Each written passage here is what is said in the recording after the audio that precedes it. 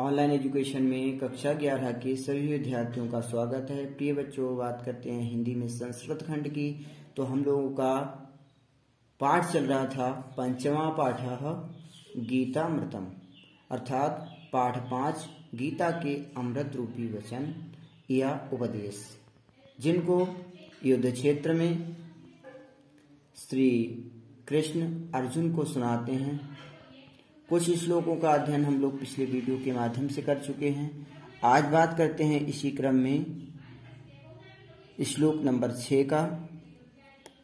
तो दिया हुआ है, वासांसि जीर्णानि यथा विहाय नवानि गृह्णाति नरोपराणि तथा शरीराणि विहाय जीर्णा सन्यानि संयाति नवानि देहि यान्यानि संयाति नवानि देहि। तो प्रिय बच्चों, कहा है कि वासांसि जीर्णानि यथा विहाय नवानि गृह्णाति नरोपराणि। जो वस्त्र जीर्ण हो जाते हैं, पहनने योग्य नहीं रहते हैं या पुराने हो जाते हैं, उनका त्याग कर दिया जाता है। या जो मनुष्य हैं, नरोपराणि जो मनुष्य हैं, वह पुराने वस्त्रों को जब वह जीर्ण हो जाते हैं, पुराने हो जाते हैं या फट जाते हैं, उनका त्याग कर देते हैं और नए वस्त्रों को ग्रहण कर लेते हैं, नए वस्त्रों को धारण कर लेते हैं।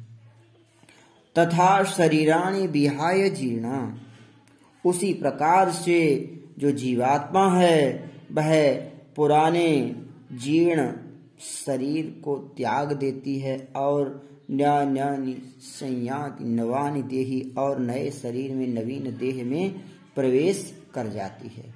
पुनः एक बार इसका अनुवाद समझ लीजिएगा। कहा है कि हे अर्जुन, जिस प्रकार फटे पुराने वस्त्रों को त्याग कर मनुष्य दूसरे नवीन वस्त्र धारण करता है, उसी प्रकार यह आत्मा पुराने शरीर को त्याग कर नए शरीर को या नए देह को प्राप्त करती है।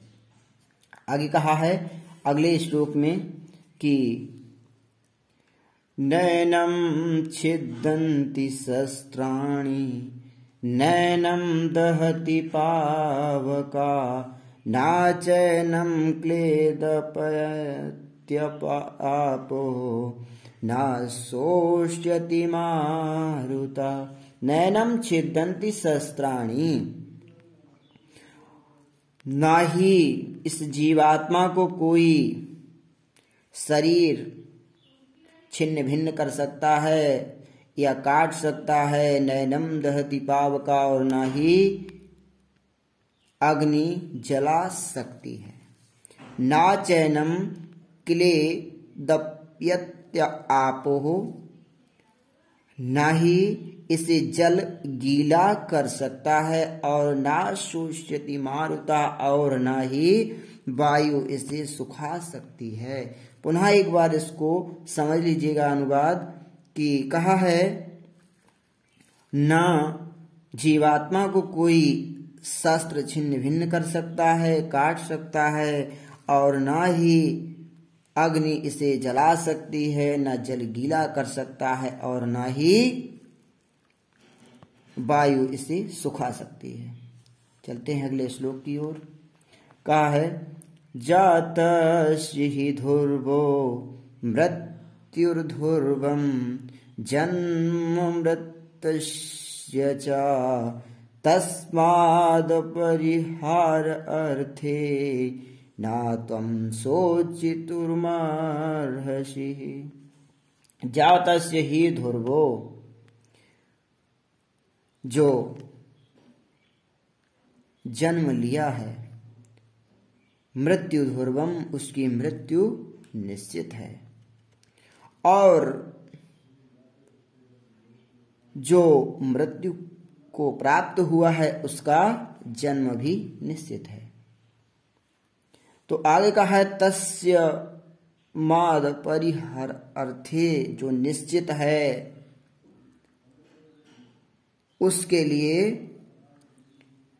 तुझे या तुम्हें हे अर्जुन, जो यह निश्चित है उसके लिए, जो अनिवार्य है उसके लिए तुम्हें शोचिर्तुर्महर्षि, तुम्हें शोक नहीं करना चाहिए, अर्थात सोचना नहीं चाहिए।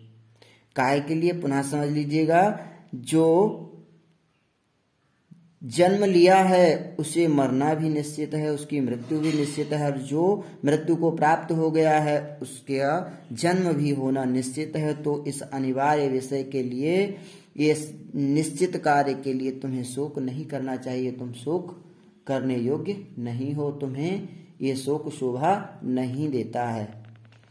अगला श्लोक कहा है यदच्छाय सोपन्नः स्वर्गद्वारमपावृतं सुखिना क्षत्रिया पार्थ लभन्ते युद्धमीदृशम्। कहा है हे पार्थ, हे अर्जुन। पार्थ नाम किसका है? अर्जुन का है। आपको एक बार और बता चुके हैं। तो कहा है कि हे अर्जुन, स्वयं ही यदच्छायाः यानी स्वयं की इच्छा से चारों द्वार स्वर्ग के जिसके लिए खुले हुए हों, वृत्तम जो वृत्त आकार का जो स्वर्ग है उसका जो चारों द्वार हैं वह खुले हुए हैं। तो सुखिना क्षत्रियः पार्थ लभन्ते युद्ध मीदृशम्। वह भाग्यशाली क्षत्रिय ही है जो युद्ध क्षेत्र में इसका लाभ प्राप्त कर लेता है। पुनः एक बार इसका अनुवाद समझ लीजिएगा।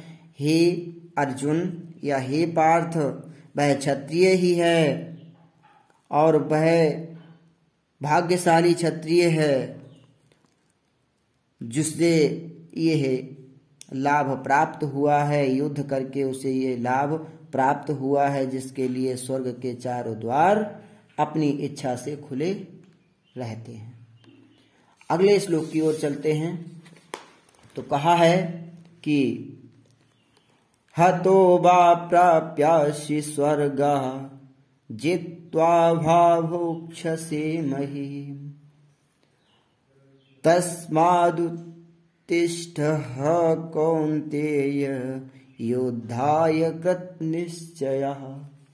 कहा है कि हतो वा प्राप्यासि स्वर्गा, यदि मृत्यु को प्राप्त हुए तो स्वर्ग प्राप्त होगा। जित्वा भावोक्षसे महीम, और जीवित रहे तो पृथ्वी का भोग करोगे।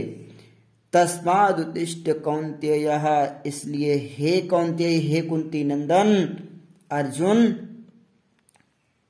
उठकर खड़े हो जाओ। तुम उठ करके खड़े हो जाओ और युद्धाय कृत निश्चया, निश्चित कर लो कि तुम्हें युद्ध करना है।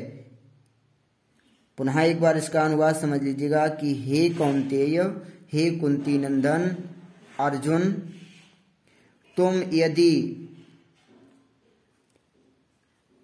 युद्ध में वीरगति को प्राप्त हुए तो स्वर्ग का भोग करोगे और जीवित रहे तो पृथ्वी का भोग करोगे। तुम्हारे दोनों हाथों में ही लड्डू हैं। यदि युद्ध में मारे गए तो स्वर्ग प्राप्त होगा और जीवित रहे तो पृथ्वी का भोग करोगे। इसलिए तुम युद्ध के लिए निश्चय करके खड़े हो जाओ। बच्चों, संभवतः आपको ये श्लोक समझ में आए होंगे। यहीं पर आपका पाठ समाप्त होता है। आज के लिए बस इतना ही। धन्यवाद।